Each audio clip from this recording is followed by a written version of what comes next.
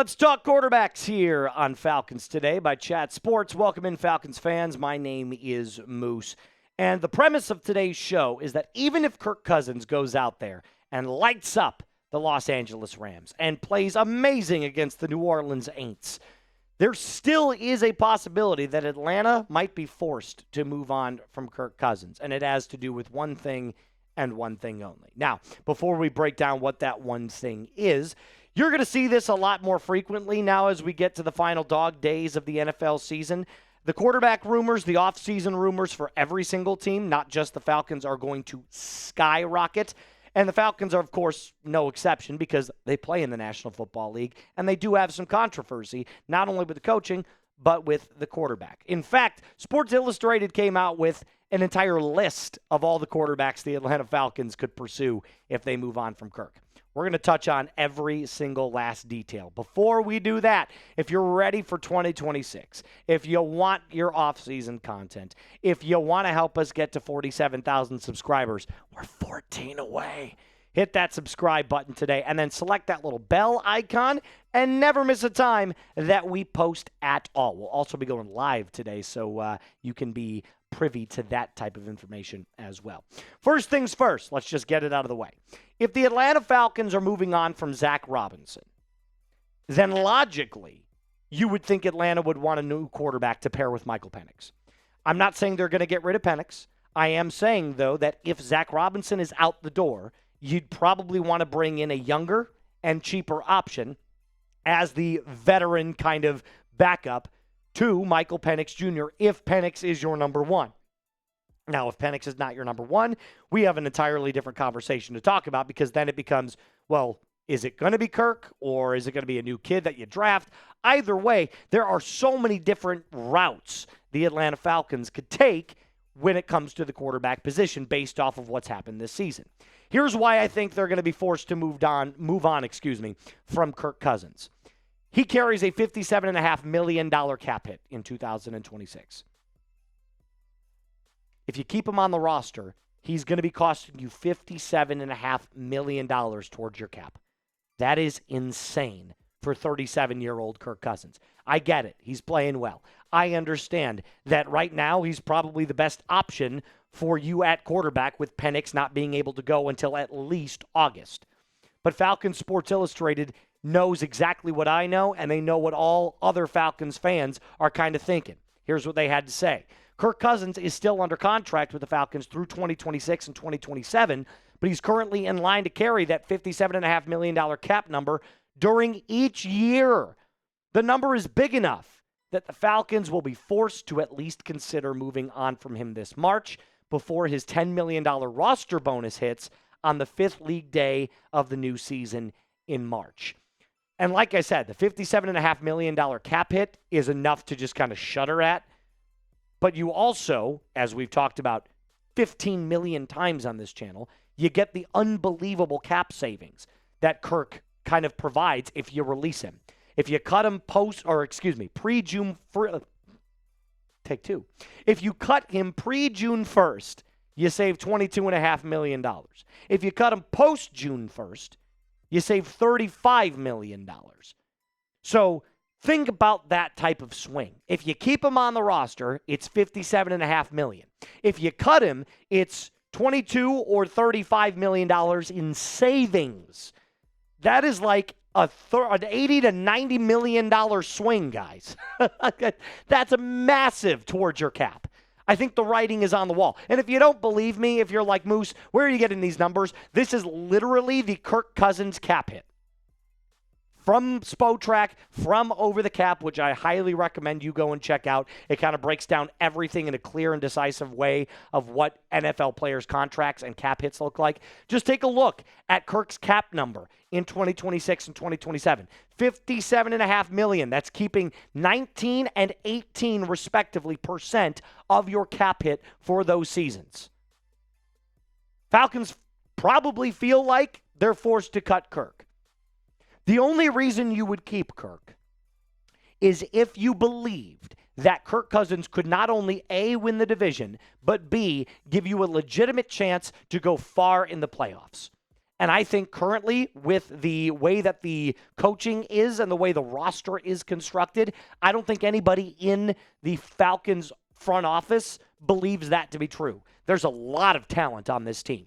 Is it even remotely close to where it needs to be in order to make a serious playoff run? No, it's not. So I'll ask you this before we move on to the next part of today's episode. What is the likelihood that the Falcons move on from Kirk? Scale at 1 to 100%. Like I told you, this number fluctuates frequently for me. I had said that Raheem Morris would keep his job at about a 70%. Kirk is a little bit lower for me. I think right now, believe it or not, just my opinion, the Falcons are on a 50-50 boat right now with Kirk. I don't think they know what quite to do with yet. That's why they're waiting until the end of the season. Now, coming up, if that 50% shades to 60, 70, 80, 90 that they're going to get rid of him, who could be some quarterback replacements for 2026? Not according to Moose, according to Sports Illustrated.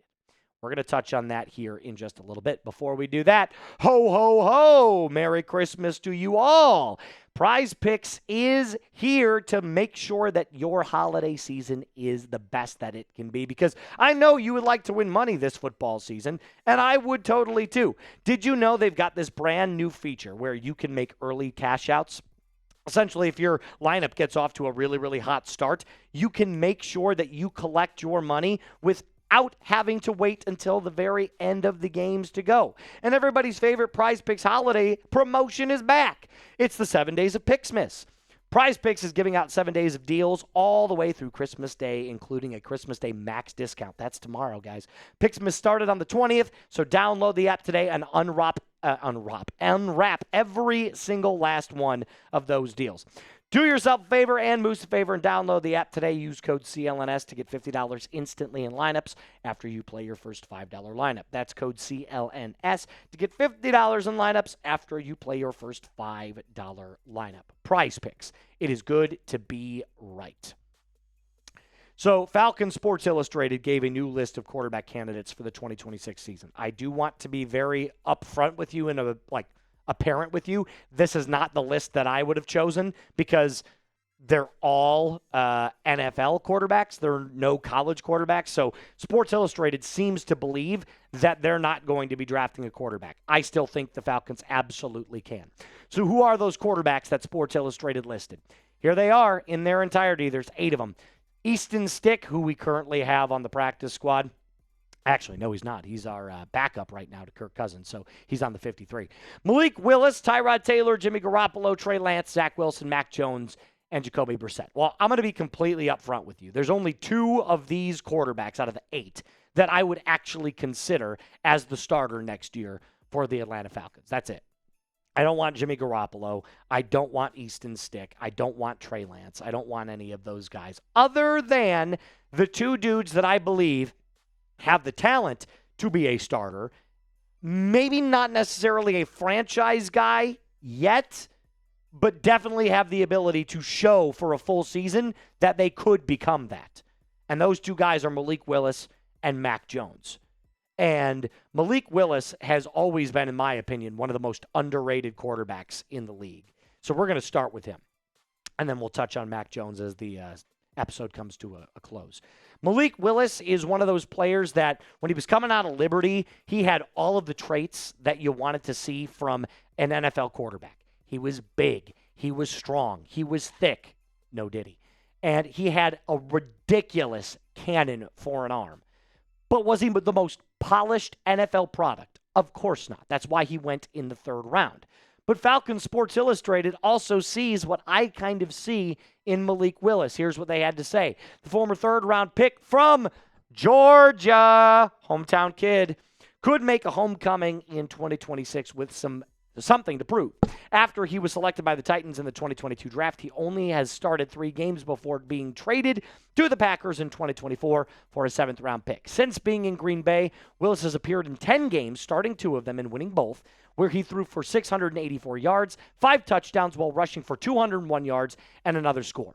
So you mean to tell me that I get a player that not only has improved as a pocket passer, but still has the mobility and the legs to kind of like make things happen and roll outside of the pocket, sign me right the F up.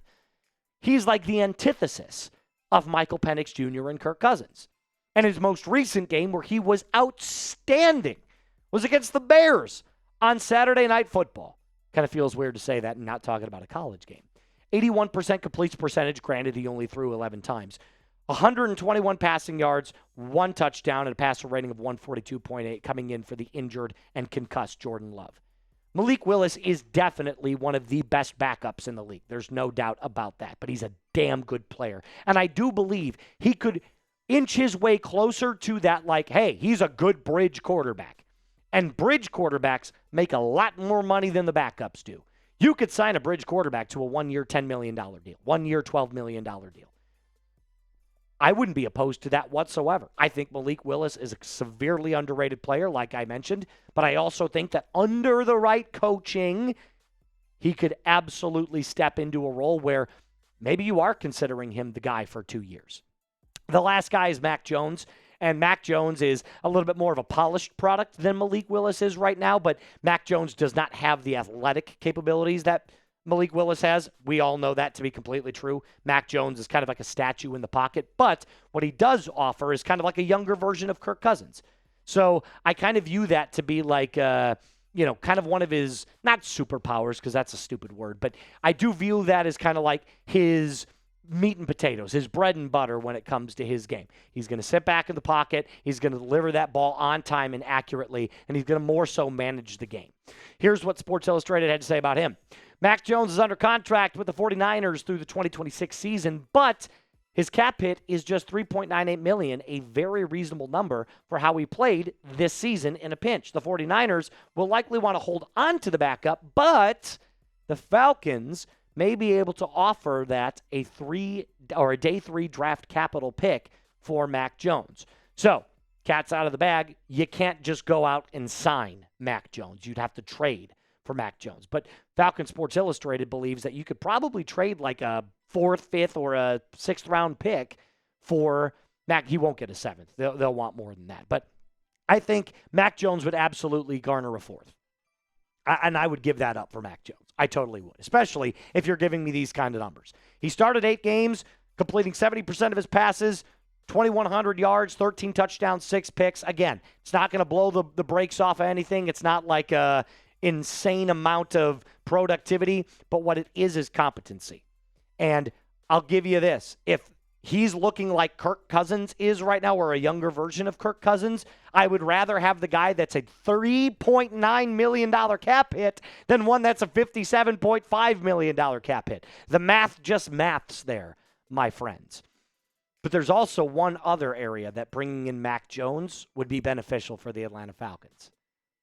Could you snag Mac Jones and Clay Kubiak, the offensive coordinator for the San Francisco 49ers, who doesn't call plays, by the way? Could you snag them both from San Francisco and just plug and play the Kyle Shanahan offense in Atlanta? I think you could.